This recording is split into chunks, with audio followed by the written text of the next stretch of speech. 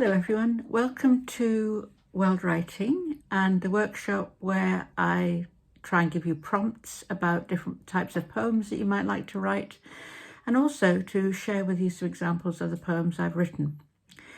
So I thought I would do that today, as I haven't broadcast for quite a while. So today I'm going to offer you 3 poems. The first one takes as its prompt a little event that happens that sometimes you can, when you're writing poetry, you can take a little thing that you remember and shape it into more of a poem or to develop your thoughts.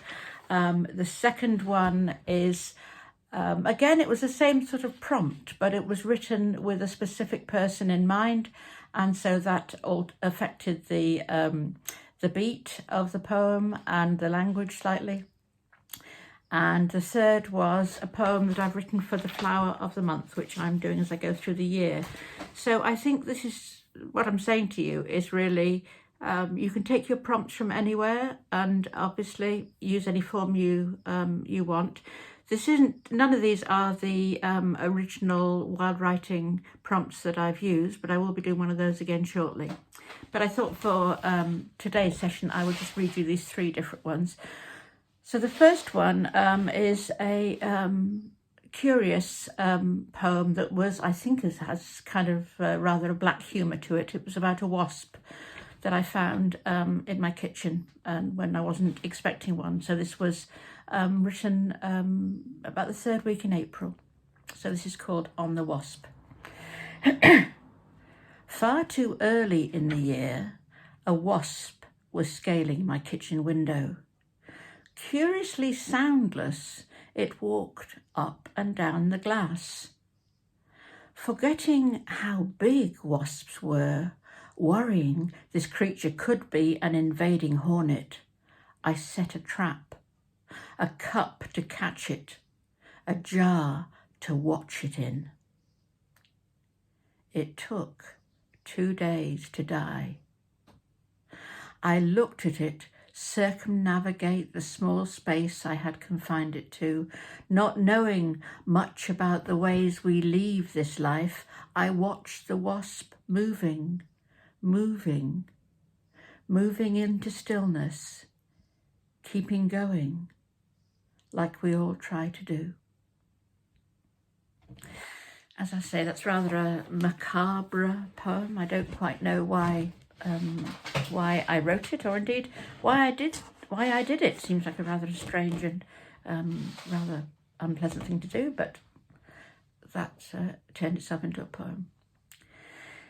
The next one is far more light-hearted and is written with a child in mind, this time a grandchild, and I had some ideas to try and link the past, in this case, not distant past, about 15 years, I think, with very much the present. And I tried in this poem to get a tone that was appropriate for a poem directed to a child.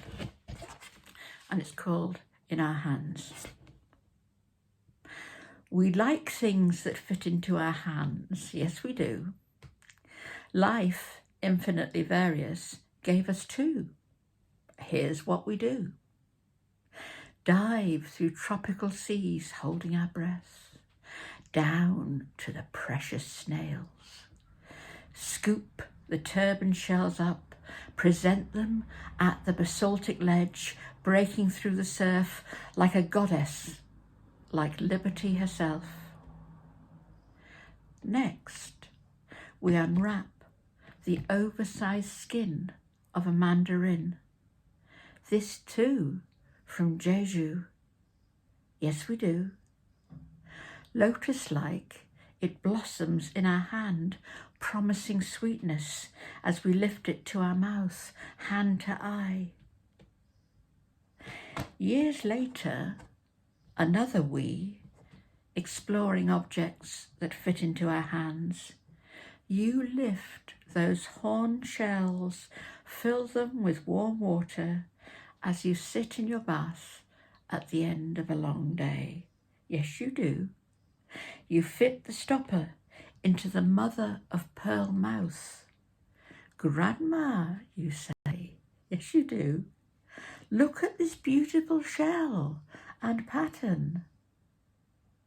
As if I am a goddess, or in a heaven I never dreamt of, I smile. Reach over, cup your small chin in my hand, and kiss you. And that's the poem in our hands, which is really a meditation on a memory, I think.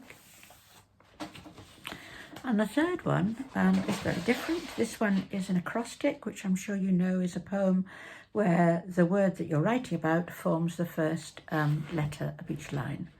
So this one is about a plant that I grow in my garden, and I was very struck this year by the extreme blueness of the tiny little flowers, which are flowering now in early May. So rosemary. Really, you're not just a flower. Oh, you're so much more than that. Showing your soft shoe blue faces enframed by spears of pungent oil. Many claim you for remembrance, a herb to others, flavouring strongly as you do. Rosemary, tenacious, wizened, the still heart of my garden. You see me, touch me as I wander through. That's the latest poem from this workshop. As I say, 3 very different ones, and I thought, as I hadn't posted for a while, I would offer 3. So as always, I hope you've enjoyed them. I'm very happy for any comments and any support you might like in writing. I'm happy to give that. So until the next time, I'm going to say, you take good care of yourself and of others, and I will see you soon. Bye-bye for now.